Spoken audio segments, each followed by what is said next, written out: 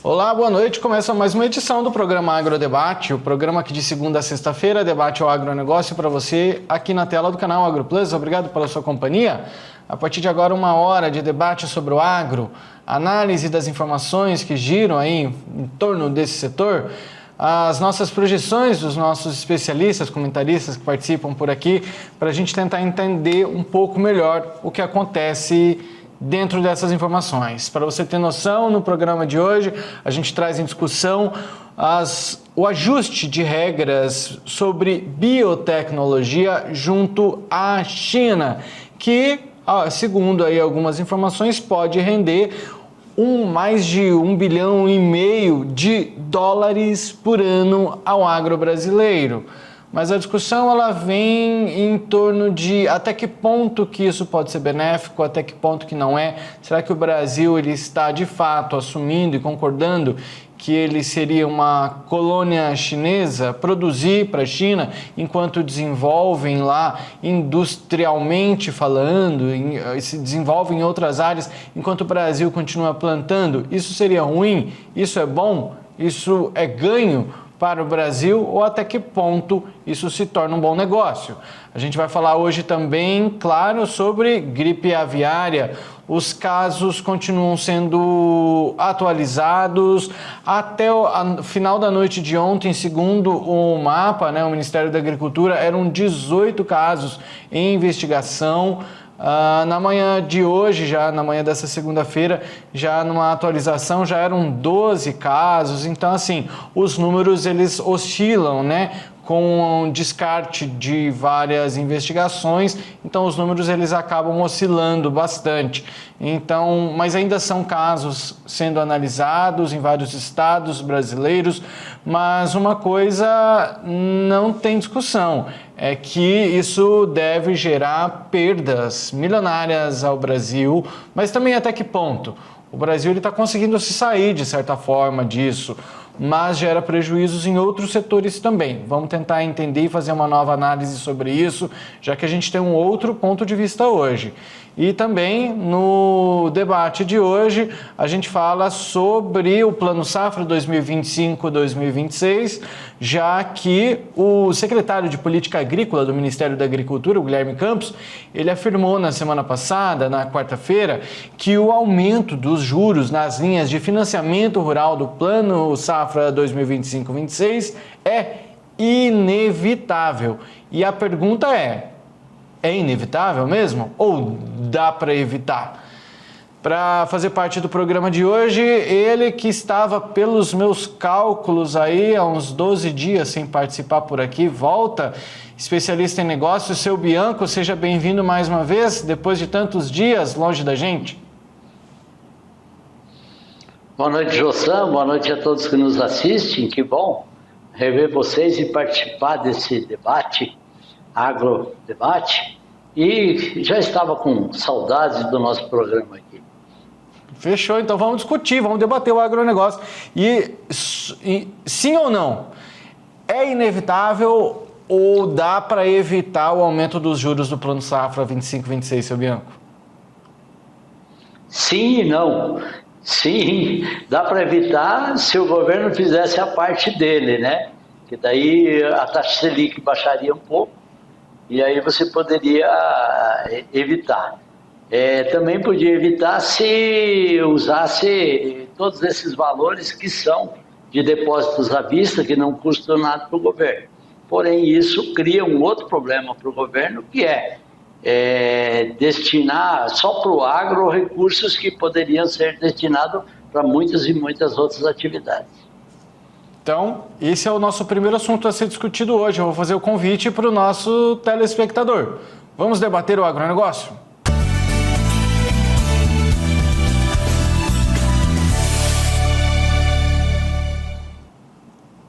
Seu Bianco, eu não imaginava outra resposta do senhor que não fosse essa que o senhor nos trouxe. E a notícia é essa, O secretário de Política Agrícola do Ministério da Agricultura, Guilherme Campos, ele afirmou que o aumento dos juros nas linhas de financiamento rural do Plano Safra 25-26, ele é inevitável. Ele não soube dimensionar essa elevação, da taxa, não disse o quanto, e disse que ainda há muitos parâmetros para serem ajustados até definir os detalhes que o crédito rural para o próximo crédito rural nessa próxima safra. Ele também disse, seu Bianco, que o Ministério trabalha em uma proposta de integração do programa de subvenção do Prêmio de Seguro Rural e o programa de garantia de atividade agropecuária. Essa medida ela ainda seria lançada com o Plano Safra entre o fim de junho e o início de julho. E a meta é remanejar cerca de 2,5 bilhões do orçamento do Proagro para o PSR e migrar parte do público atualmente atendido pelo seguro público para o privado. Como entender melhor essas informações e os impactos dela?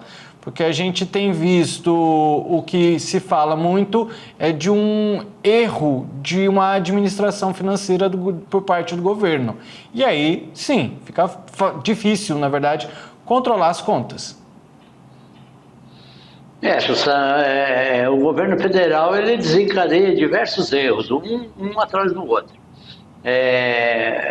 Está gastando muito em setores que não são produtivos e aí automaticamente falta dinheiro. Faltando dinheiro, o que vai acontecer? Ele tem que buscar mais recursos fora. Buscando mais recursos, sobe taxa Selic, sobe o próprio juros. Se você está buscando muito mais capital, você vai buscar muito mais recursos no mercado. Quem tem o recurso, ele vai querer cada vez mais juros mais altos. Então, isso faz com que o governo cada vez mais se prejudique a si próprio. Essa desencadeação de taxa Selic alta, automaticamente, todos os juros, que a base dos juros do Brasil são todos taxa Selic, todos os juros irão subir. Subindo todos os juros, não se pode limitar, principalmente e somente o agro. Jogar todos os recursos com juros subsidiados só no agro. Existem outros setores que também necessitam. Casas populares, vamos dizer, precisam também de juros subsidiados e outros tantos mais. Nós aqui estamos debatendo o agro, então torcemos para que venha para o agro. Porém, os governantes, eles pensam no macro, eles pensam em tudo. E acho eu que casas populares também precisam de juros subsidiados e tantos outros setores. O que o Brasil erra e erra muito é que ele dá muita chance, verbas para quem não é produtivo. Aonde você for, o que tem que dar bastante recursos é para quem produz, para aquilo que você possa ter um retorno com o próprio investimento que é feito com os recursos do governo.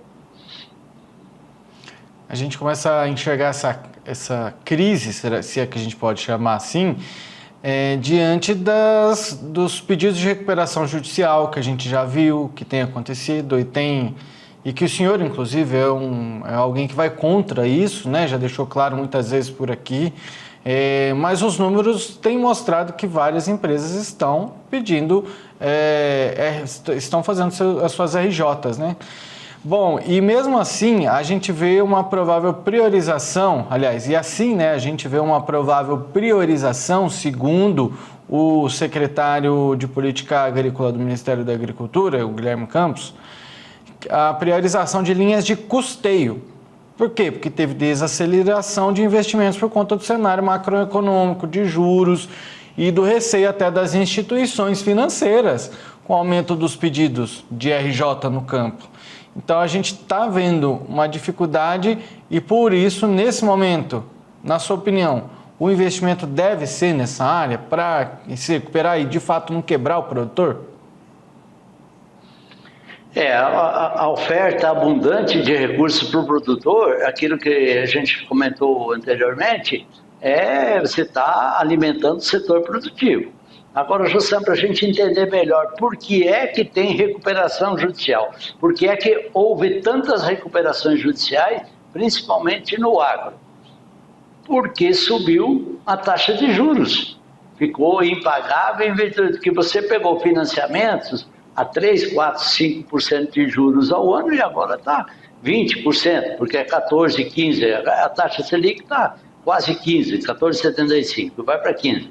mais o que os bancos têm que ganhar. Então é 20% ao ano de juros. O setor do agro não aguenta. Aí você pode dizer, sim, mas só quem estava, só quem vai ser beneficiado é só esses que fizeram recuperação judicial. A recuperação judicial ela é prejudicial. Talvez alguém que fez uma recuperação judicial possa até ter proveito disso, ter lucros com isso. Mas ele perde o nome, ele perde toda e qualquer atividade da onde ele queira buscar mais recursos, nunca mais ele vai conseguir. E a recuperação judicial, como tem uma enxurrada de recuperação judicial no agro agora, prejudica a todos os produtores rurais. Por quê? Porque os bancos vão ficar cada vez mais, eles perdem dinheiro quando uma empresa entrou com recuperação judicial. Aonde é que eles vão recuperar esse dinheiro? Naquele produtor que paga fielmente seus empréstimos. Então, se ele pagava, se o spread do banco era 4%, eles vão aumentar para 5%. Eles vão dificultar um pouquinho mais para dar financiamento para o produtor. Então, tudo isso desencadeia para o produtor prejuízos, demora em documentação, porque os bancos cada vez vão ficar mais exigentes. Então, tudo isso, quanto mais recuperação judicial tiver, pior fica para o produtor bem intencionado, aquele que paga suas contas em dia. O juro dele vai ficar mais caro, a documentação para ele conseguir um financiamento fica mais difícil, toda e qualquer ação será mais custo, de um custo mais elevado e mais demorado. E uma coisa que a gente já discutiu várias vezes por aqui, parece que a gente tem visto uma atenção para essa discussão que a gente vem trazido. E os números, eles deixam muito claro que é a questão da armazenagem. A gente cresce em produção em área plantada 10% ao ano, e quando a gente vê o número de armazenagem, a gente vê o número pela metade. Então, essa conta ela não fecha. E agora a gente tem visto uma discussão maior por conta da falta de política de armazenagem mais robusta, que é o que vem discutido, por exemplo, pela Tânia Zanella, que é ligada à Frente Parlamentar na Agropecuária, pedindo, né, uma política mais robusta. Ela diz assim: estamos às vésperas do lançamento do Plano Safra e sabemos da necessidade e do desafio que vai ser. Temos que estar todos imbuídos no mesmo propósito por um plano safra que supere a expectativa do produtor. A armazenagem é uma questão a ser considerada e que deve receber investimento. Eu lembro até, seu Bianco, que a gente recebeu, ele que já fez parte do Ministério da Agricultura, por aqui, o Jonatas Pulqueri, que falou, inclusive, que era uma possibilidade do governo priorizar as linhas de investimento em armazenagem, desculpe. E, ou seja, a gente tem visto uma dedicação do setor em priorizar isso. Falta o governo, de fato, colocar as mãos e fazer os investimentos nessa área. Veja bem, todo e qualquer produtor poderá pegar recursos para se fazer um armazém. Só que os recursos disponíveis hoje são de taxa Selic, mais o lucro do banco. Isso dá quanto? 20% ao ano. Em 5 anos dobra. Então isso inviabiliza todo e qualquer projeto. Um projeto de viabilidade, um projeto bom, ele deve se pagar em 10 anos. Dobrando o preço em 5 anos, dobrando o valor em 5 anos, inviabiliza qualquer financiamento que tu vai fazer para pegar esses recursos para fazer, para ser um armazém. Então isso são fatores que tudo levam aonde? Na taxa Selic alta. E por que é que a taxa Selic está alta? Porque o governo gasta mais do que arrecada. Agora, aproveitando essa tua fala para a gente fechar esse assunto, é justamente isso, né? Diante desses fatos, do que a gente tem, o senhor já falou, dava para evitar o aumento de juros, se o governo tivesse feito a parte dele. Diante dos fatos atuais, do que a gente tem de dados, dos fatos, é inevitável ou é evitável, na sua opinião? diante dos fatos que temos hoje, é inevitável, vai ter que subir. O governo precisa se programar mais e melhor, cortar os gastos deles, que isso ele não corta de hoje para amanhã, principalmente nesses programas sociais, corta esses gastos que são doados, ou diminui esses gastos, e aí sim, você coloca esse dinheiro no setor produtivo. E isso para 1 ano, 2 anos, de repente você consegue fazer, mas tem que ser muito bem programado, o governo tem que programar. E hoje, no sistema, na maneira em que está indo o governo, principalmente o governo Lula, perdendo credibilidade, as pesquisas mostrando que ele está cada vez caindo mais sem credibilidade com o povo brasileiro. O que vai acontecer? A única maneira para ele tentar se reeleger é injetando mais e mais dinheiro nesses programas sociais. E isso para o agro é extremamente prejudicial. Muito bem falado. Então esperamos aí taxas de juros maiores a cada novo passo. Então as expectativas não são boas, principalmente para aquele que é o setor produtivo e que paga em dia as suas contas. Seu Bianco, vamos movendo de assunto. Agora a gente parte para o nosso segundo assunto de hoje, que nós não discutimos com o senhor ainda isso, e é a gripe aviária. Ninguém melhor para falar sobre esse assunto que não seja como o senhor. Na semana passada, eu e Daiane Kirnev trouxemos em pauta várias vezes esse assunto aqui dentro do Agrodebate. É um fato, né? A gente já sabe, houve a comprovação de um caso lá no Rio Grande do Sul, e aí, diante disso, novas investigações são feitas, porque acontece, e uma coisa que nós tentamos explicar na semana passada, e que eu gostaria de ouvir a tua opinião sobre esse assunto também, é que a mortandade dentro dos aviários, ela não é somente devida, ou em casos de gripes, desses resfriados, sejam lá como seja chamado. Eles também acontecem por outras questões, temperatura, enfim, as condições em que o animal é colocado. Então, quando a gente vê casos como esses, que a gente viu ontem até 18 casos sendo investigados, hoje de manhã já eram 12, enfim, são números que vão mudando, assim, conforme vão chegando, né, os testes, enfim. Então, o que pode levar os frangos a morrerem em grande quantidade dentro dos aviários? Não somente casos como esse, mas isso faz com que se torne um caso suspeito? Jussa, a própria INDEA, a própria fitossanitária, a lei brasileira, ela diz que acima de determinadas mortes em aviários comerciais ou em residenciais, você deve comunicar ao INDEA. Então, esses fatos de análise disso são corriqueiros até, são normais. Por que é que está chamando muita atenção no Brasil hoje? Em virtude da gripe aviária, em virtude do problema que houve lá no Rio Grande do Sul. Se não me engano, qualquer morte dentro de aviário comercial acima de 500 frangos num dia, eles devem ser comunicados ao INDEA. Essas mortes, elas são por quê? De repente, aviários, centro-oeste brasileiro, muito calor, faltou energia num determinado aviário, faltou energia, queda de energia, as cortinas não desceram, meia hora ali morre 10, 20 mil frangos, né?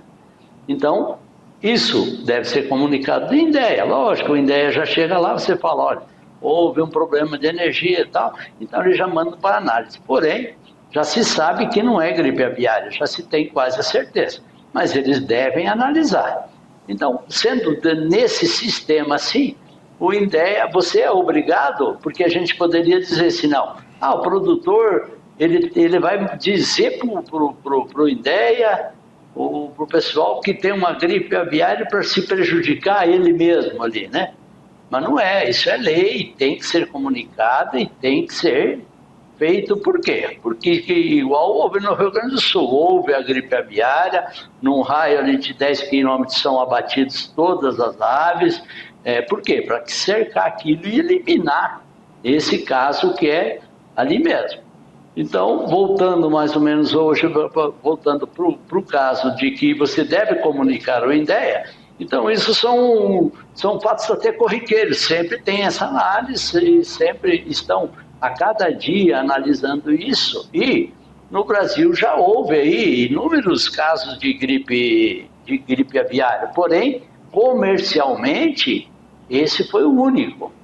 Porém, já houve alguns casos de aves silvestres, então já houveram diversos casos já. Mas, hoje, o que é comercialmente? O que prejudica muito o país é comercialmente, porque dentro dos aviários comerciais,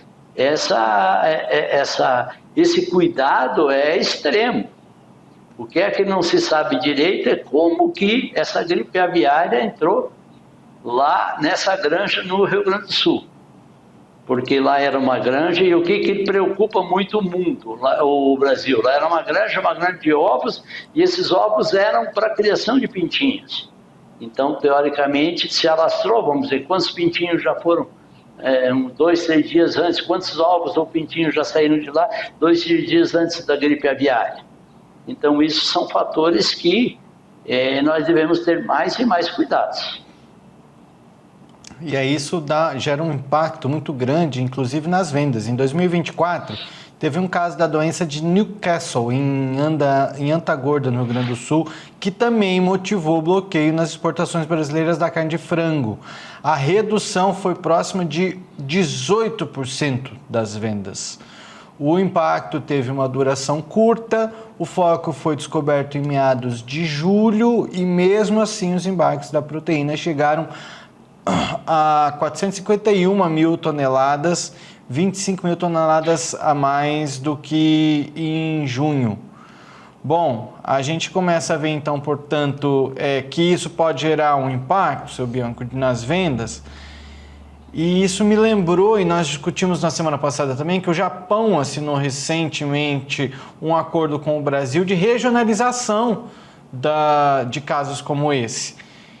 Ou seja, olha só, vamos fazer uma linha de pensamento aqui bem rápida. Não seria mais fácil, se teve a detecção de um caso no Rio Grande do Sul, não seria mais fácil terem aves contaminadas em regiões próximas ao Rio Grande do Sul, mesmo em outros países, vamos pegar exemplo de Argentina, Uruguai, do que a exemplo dos estados em outras regiões brasileiras, seja no Espírito Santo, onde tem caso sendo investigado, seja no estado de Mato Grosso, onde já houve também outra suspeita. Não seria mais fácil dessa maneira? Parece que é uma jogada que ela se torna extremamente comercial e que muitas vezes, levando em consideração que o Brasil ele tem esse comprometimento gigantesco com essas informações fitossanitárias, às vezes outros países eles podem não ter o mesmo comprometimento e o risco ele pode se tornar maior para quem consome ou para quem está nessas regiões. Agora, a gente vê essa diferença que parece que trata apenas do econômico, parece que não está tão preocupada assim na informação em si. Jussan, quando tem essas leis ou essa documentação para exportação de frango, se pensa mais nos países europeus. Se você pegar a distância de onde houve a granja, a gripe aviária na granja do Rio Grande do Sul e onde tem inúmeras granjas no centro-oeste, que seja Lucas do Rio Verde, no centro-oeste, isso é quase 3 mil quilômetros. 3 mil quilômetros dentro da Europa, você atravessa 10 países. Então, o que foi feito, que você acabou de citar, que foi a assinatura com o Japão, que seria somente entre os estados, hoje, então, estaria para o Japão, estaria liberado a venda de frangos do estado de Mato Grosso. Só o Rio Grande do Sul estaria fora, em virtude de que foi lá que aconteceu. Então, principalmente no estado em que aconteça, esse estado, ele ficaria inapto para exportação. Isso deixa, então, vamos dizer, o Brasil numa igual aos outros países, porque países da Europa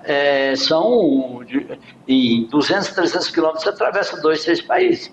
E bem você citou, Porto Alegre, ali onde aconteceu a grande, estaria muito mais perto do Uruguai e da Argentina do que o estado do Espírito Santo ou Mato Grosso. Então seria muito mais problemático para a Argentina e para o Uruguai do que para estados do Brasil, do centro e do norte do país. Então, para isso que, de repente, essa assinatura com o governo japonês é excelente. Só eu queria te dar alguns dados aqui, eu tenho alguma coisa assim da gripe aviária. Hoje estão em análise, igual você falou, 18 casos, né? Já foram investigados desde maio de 2023 até hoje 2.500 casos no Brasil, tá? Então, hoje tem de 20 casos, 18. Qual é o caso que estava sendo mais investigado com mais problema? Uma suspeita em Pintinhos, na cidade de Ipumirim, Santa Catarina. Ipumirim ficaria entre Chapecó, Concórdia e Joaçaba, bem no centro que o estado de Santa Catarina é o segundo maior produtor de frangos do país, bem onde se tem uma imensa produção. Então, dentro desses, ali naquele local, se houvesse isso num raio, vamos dizer, eles propagariam muito mais, porque ali existe uma densidade muito grande de frangos. Então, era muito preocupante. Porém, ela foi negativada, por sorte. E o mercado brasileiro, igual você está falando, José, o mercado brasileiro ele já está... Isso aí vai ser para 30 dias ou 40 dias. O próprio governo brasileiro, as próprias indústrias brasileiras, elas estão, como é que eu vou dizer, preparadas para estocar produtos. Vai parar de vender. Tá bom, parou de vender, existe uma quantidade muito grande desses produtos que a gente vai ter que estocar. E compete a nós, como brasileiros, e sabendo-se que a gripe aviária ela não é transmissível por intermédio da carne, compete a nós, de hora em diante, a gente consumir mais e mais carne de frango para que possa, por 2 fatores, porque para que possa ajudar o país e para que possa ajudar você mesmo, que o preço da carne de frango ele estaria tendo uma oferta maior hoje e, consequentemente, um preço menor. E falando, inclusive, sobre estocagem, para reduzir as perdas que nós teremos em excedente aí durante esse período. A gente está se tratando, portanto, de um esquema de, como é que a gente pode falar, de uma política aí de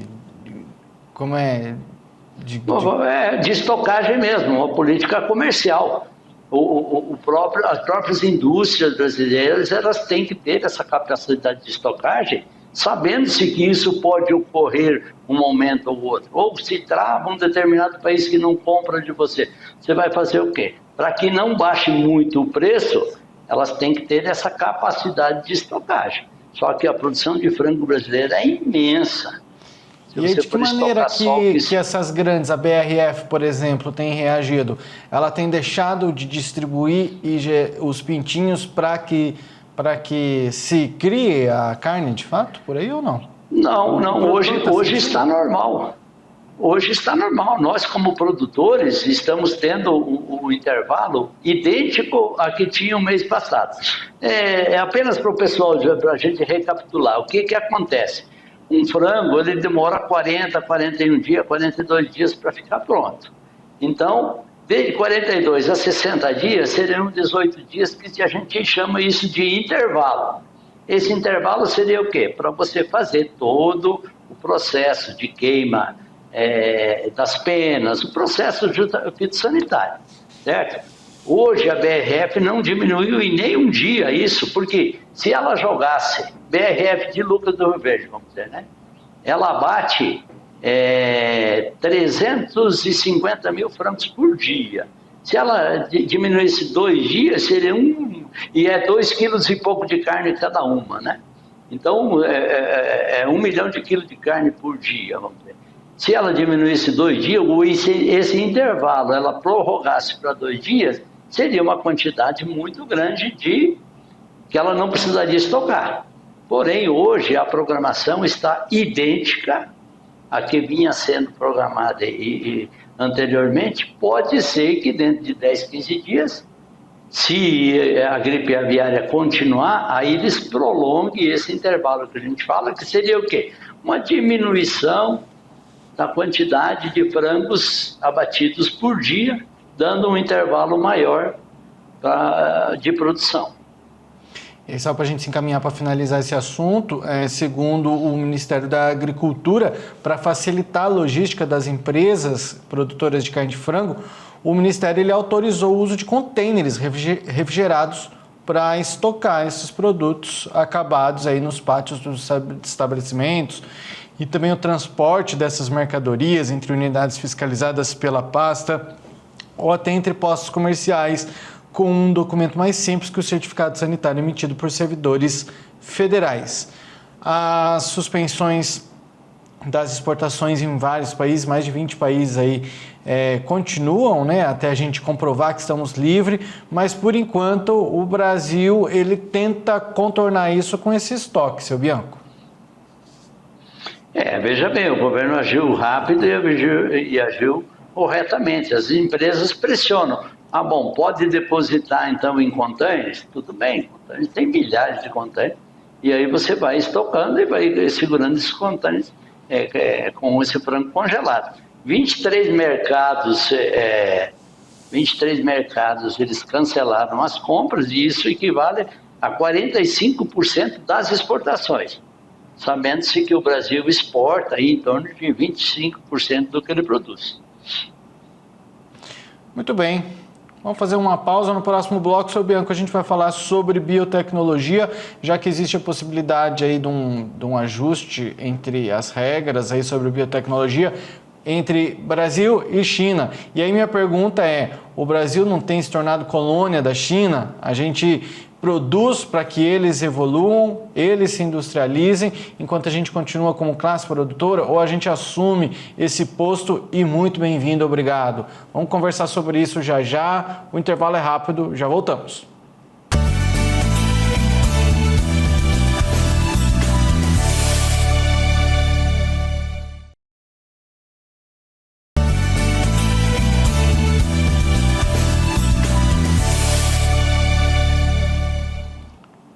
Voltamos com o Agrodebate desta segunda-feira e agora para falar sobre biotecnologia. No final do ano, a gente chegou a discutir bastante sobre isso, que era o uso de bioinsumos no meio rural, enfim.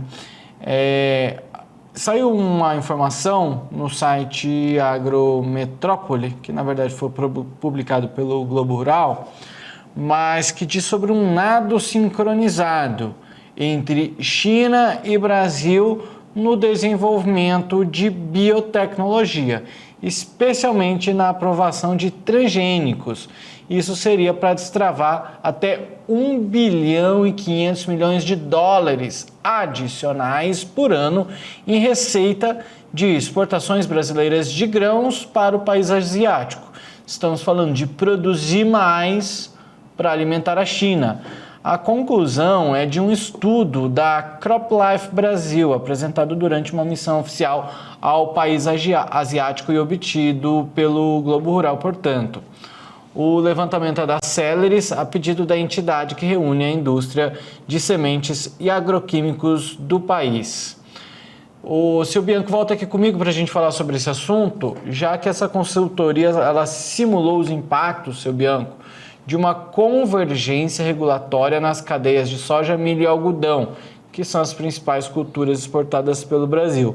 No melhor cenário, o ganho acumulado em 10 anos poderia alcançar 14,8 bilhões de dólares com a soja, correspondendo por 1,3 trilhão ao ano em excedente exportável. A gente está falando aí, portanto, de um aumento através da transgenia. Isso não pode ser ruim, mas usando biotecnologia de alguma maneira, a gente está falando de alguma tecnologia que não conhecemos ainda? Não, Jossan, eu acredito que é a tecnologia conhecida. O transgênico, você modifica um produto, um determinado produto, com duas, principalmente com duas intenções, de você produzir mais, aquela variedade que você tem uma variedade que você vai produzir mais, e também uma para você gastar menos em defensivos. Então essa tecnologia ela é benéfica. O quanto que nós iríamos produzir a mais simplesmente no excedente, em valores estratosféricos, fortunas. E isso, a palavra que você iniciou o comentário foi de um nado sincronizado. Eu acrescento que nós e China, além de ter um nado sincronizado, nós devemos remar a favor da maré. Como que é o a favor da maré hoje? Eles estão brigando com os Estados Unidos? Tá bom, então conosco nós podemos fazer e aproveitar esse momento. Como que nós vamos aproveitar esse momento? Eles estão nos disponibilizando talvez recursos e dentro dessa tecnologia eles, vamos dizer em palavras nossas, afrouxando um pouquinho mais as regras. Podemos fazer mais rapidamente. Compete a nós, como brasileiros, o quê? Resolver esse problema no Brasil que nós temos, que é esse travamento, essa demora nessa aprovação. Então, realmente, o que é que o Brasil precisa ser? Deixar de ter esse custo Brasil altíssimo, que é a demora na aprovação dessas leis, ou, consequentemente, essa demora nesse trajeto de se levar a produção daqui para a China. Então, no meu entender, a China está nos dando uma grande oportunidade. E nós, em virtude dessa briga deles com o Trump, devemos aproveitar essa oportunidade. Seu Bianco, não sei se o senhor recorda, mas no ano passado, no finalzinho do ano, quando a gente estava discutindo sobre bioinsumos, teve uma empresa em específico que ela era contra a produção de bioinsumos on-farm, produção de bioinsumos dentro da fazenda, pelos fazendeiros, né, pelos produtores rurais.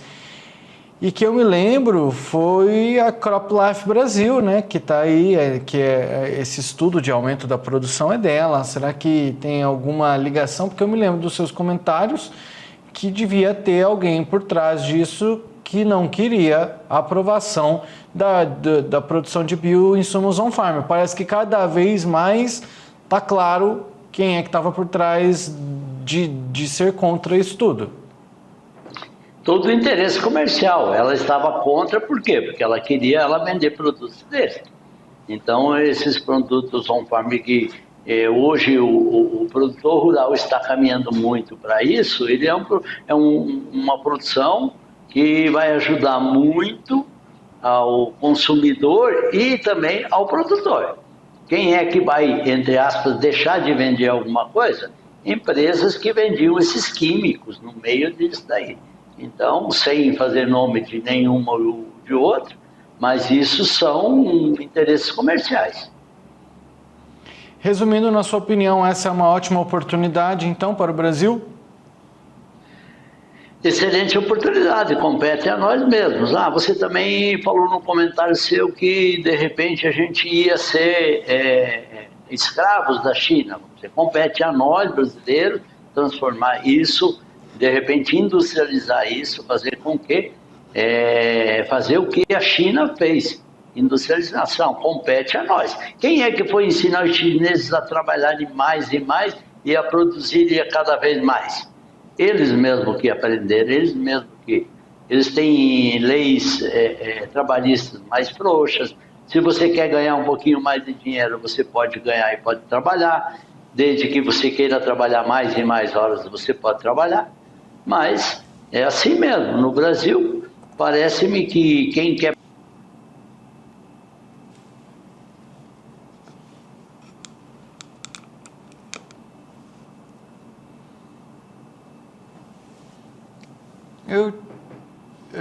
Foi geral, né? Eu não estava ouvindo o seu Bianco. Vamos fazer o seguinte, Vamos ao intervalo bem rápido. Logo depois do nosso intervalo a gente volta com mais informações.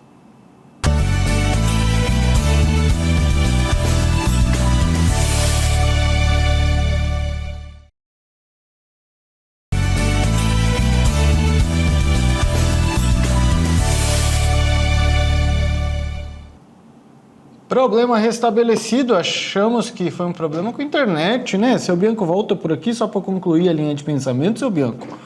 Estava falando no bloco anterior, foi interrompido aí por conta dessa oscilação cibernética.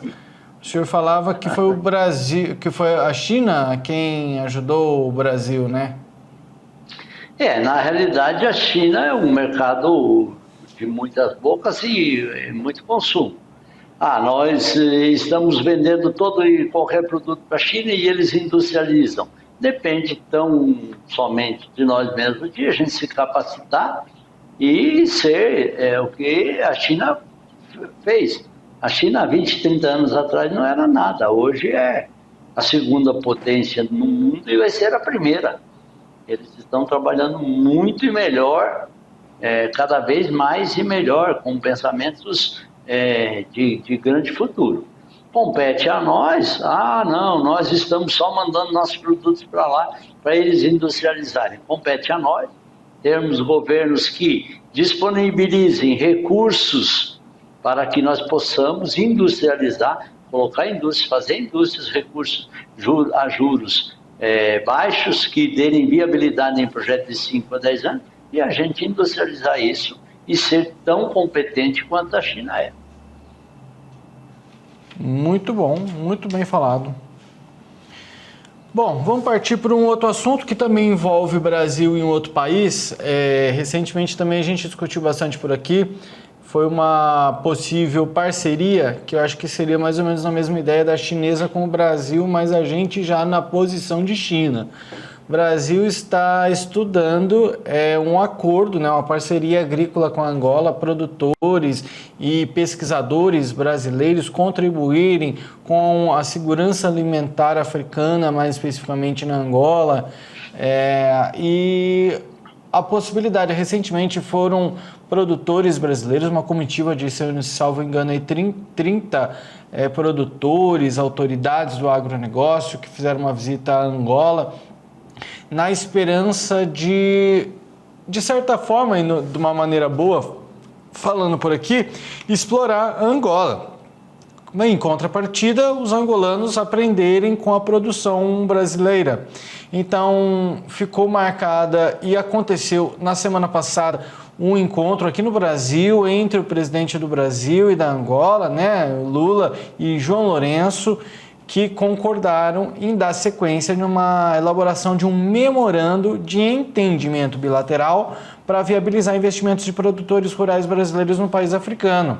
Em conversa na semana passada, seu Bianco, com a Daiane Kirneve, esse foi justamente o ponto debatido entre nós aqui. Tudo bem, o brasileiro vai lá, mas a insegurança jurídica vai ser grande.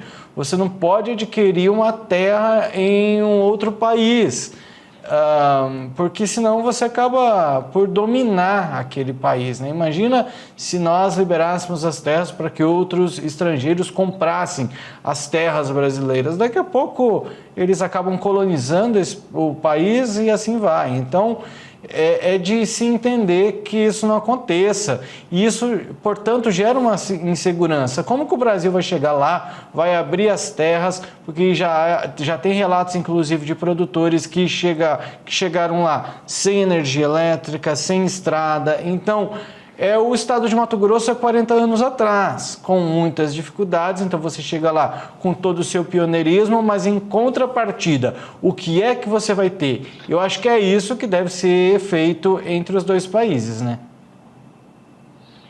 Esse acordo que fizeram, Jossan, existe muitas vantagens até. Porém, o grande problema que você falou aí é a insegurança jurídica. E não só jurídica, vamos dizer, países da África, eles têm muito essas milícias, Então, em determinado local lá, vai um estrangeiro, que seria nosso caso, está lá, e aí começa a dominar tudo, E aí, vamos dizer, vai ter a contrapartida, talvez, dessas milícias. O que é que o governo angolano está oferecendo? Um contrato de comodato por 60 anos. É um empréstimo da terra, você vai produzir nela e por 60 anos você é dono dessa terra. Como você não tem uma escritura, vamos falar assim, né, para adquirir financiamentos, o governo angolano se propõe a eles serem avalistas, né? Eles têm mais essa grande vantagem que eles são avalistas para esses produtores brasileiros. A grande vantagem disso para eles lá, vão aprender a trabalhar com o agro, eles vai ter uma segurança alimentar para eles, eles vão ter inclusão social, porque com o produtor estando ali, ganhando dinheiro, automaticamente aquele maquinista que vai aprender a trabalhar ali, vai ganhar um salário melhor, vai ter mais qualidade de vida. E também em todas as vilas que se formarão, a palavra correta que você falou, que seria Mato Grosso 40 anos atrás, exatamente isso vai acontecer em Angola. Por que é que talvez o produtor brasileiro tenha receio de ir para lá? Insegurança jurídica e esse problema das milícias, né? Que, entre aspas, poderia ser um sem terra de lá. Depois que você estiver com a terra preparada, produzindo tudo bem, chegarem e te tomarem essas terras. Esse é o grande problema, no meu entender, que possa surgir. Agora, para Angola, é simplesmente espetacular. Eles vão pegar terras improdutivas lá, terras que não são improdutivas, mas terras que estão sem produção, serão transformadas, vão produzir muito alimento. O clima deles é um clima idêntico ao centro-oeste brasileiro. Tem muitos que eles estão mais ou menos nesse paralelo 13, que nós temos aqui, o mesmo paralelo do globo terrestre. Tem muita região lá de Angola que é assim, com chuvas bem definidas, terras férteis. Então, é o que o produtor rural quer e gosta. Logística, porque está perto do mar. Então, fantástico, tudo fantástico. Qual que é o problema? Insegurança jurídica e milícias. No meu entender, só esses problemas. Agora, buscando um entendimento melhor sobre isso tudo, olha só, os produtores, eles sugerem a criação de um fundo garantidor que cubra até 75% dos investimentos realizados via bancos de desenvolvimento ou outras instituições financeiras. Eles também querem a garantia do direito de exportação de parcela da produção agrícola e o setor concorda que o foco em Angola é o abastecimento interno, mas não quer que seja impedido de exportar possíveis excedentes. Esse fundo garantidor aí de até 75% dos investimentos, ele pode gerar um pouco mais de confiança no produtor para ele fazer o investimento lá? Não, é mais ou menos aquilo que eu falei antes. Você não tem uma escritura, você não pode dar área de garantia porque a área ela está simplesmente incomodada para você. Você vai financiar um armazém, Então, o governo angolano está se propondo a 75% desse financiamento desse armazém ou de máquinas, ele seria como aval. Esse que é o processo de documentação dele. Agora, o governo angolano também eu não sabia disso, está se precavendo que eles queriam, vamos dizer, que toda a produção ficasse dentro só de Angola. O produtor rural, ele quer também um excedente que possa financiar, que possa exportar. Então, mas são ajustes que aos poucos vão sendo feitos. Isso aí são conversas ainda que vão se encaminhando, isso é o que um exige, o que o outro quer, para se chegar ainda a um denominador comum, mas a gente ainda não tem esse texto oficial. Bom, o Fávaro falou que tem compromisso de doar áreas para essas comunidades rurais, para que elas recebam máquinas, isso porque a Angola, né, se comprometeu, deixa eu ver aqui, os produtores indicaram o envio de profissionais qualificados para treinamento de mão de obra local, reserva de parcela das áreas concedidas por Angola aos brasileiros para cultivo por comunidades locais, sob a liderança tradicional, com foco na segurança alimentar, inclusão produtiva, estímulo à agricultura sustentável. E aí que entra o Favro, que falou que tem compromisso de doar áreas para essas comunidades rurais para que elas recebam máquinas, equipamentos e insumos doados por produtores brasileiros e também a transferência de tecnologia para que os angolanos também comecem a fazer agricultura aprendendo com os brasileiros. Agora, na sua opinião, parece um bom negócio isso, seu Bianco? No meu entender, é um excelente negócio para, principalmente o agricultor, ele é arrojado. Você falou que tem terra boa, barata, e com chuva, ele vai até Angola. Depende da idade das pessoas, vamos dizer, filhos de produtores rurais hoje aqui poderiam ir para lá e fazer. Eu ainda acho que é um excelente mercado, uma excelente localização. Porém, aí também se vem, seria ótimo porque vai dar inclusão social e vai tal. E o Brasil, e a Amazônia, e o Cerrado brasileiro que não pode desmatar, isso também não seria inclusão social? Você produzir mais e melhor em todo o Brasil? Que daí aqui você teria segurança jurídica e tudo. O que deveria ser mudado um pouco seria a legislação brasileira, permitir que o povo brasileiro possa produzir mais e melhor aqui do que você ter a necessidade de sair daqui e para um país que você não conhece, uma legislação que você não conhece e querer produzir lá. O Brasil tem que ser brasileiro. Acho que o maior risco é esse, né? Principalmente dessas facções, por exemplo. Às vezes a surpresa vai ser muito grande.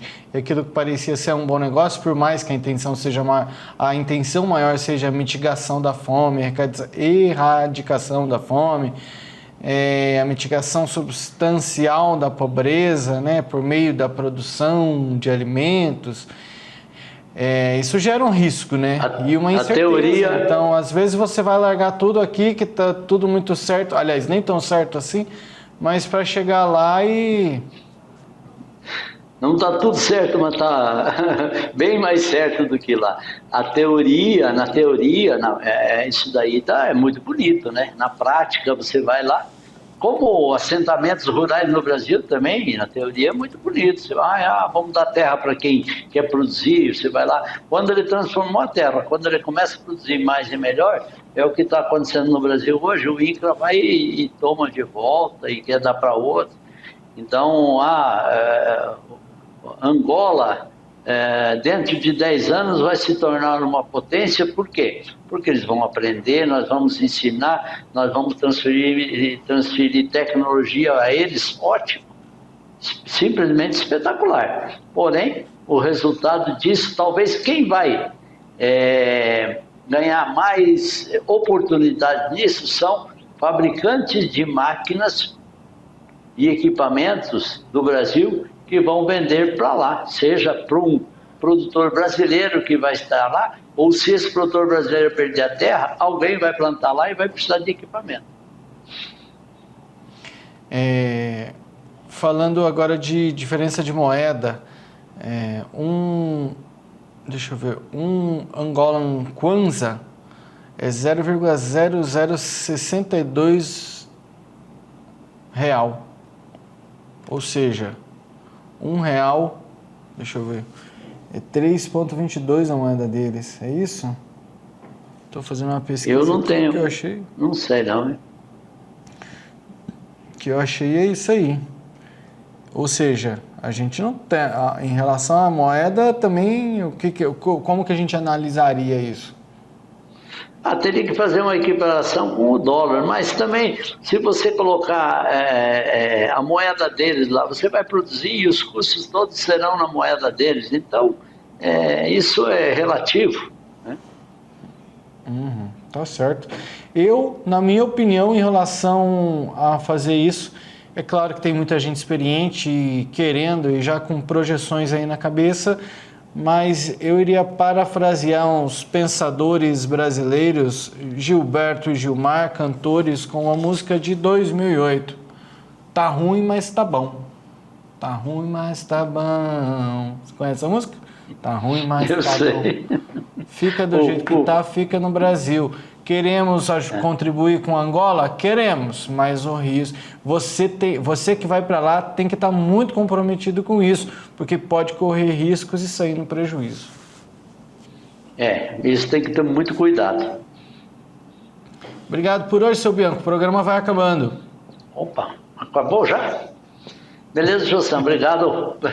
Obrigado por você, foi um prazer estar de volta. Obrigado a todos que nos assistiram e até amanhã. Até amanhã, estaremos juntos. Obrigado pela sua companhia. Tchau. Você que está conosco, amigo telespectador, obrigado também. Amanhã a gente se vê no mesmo horário. Buenas noches, muchacho. Tchau.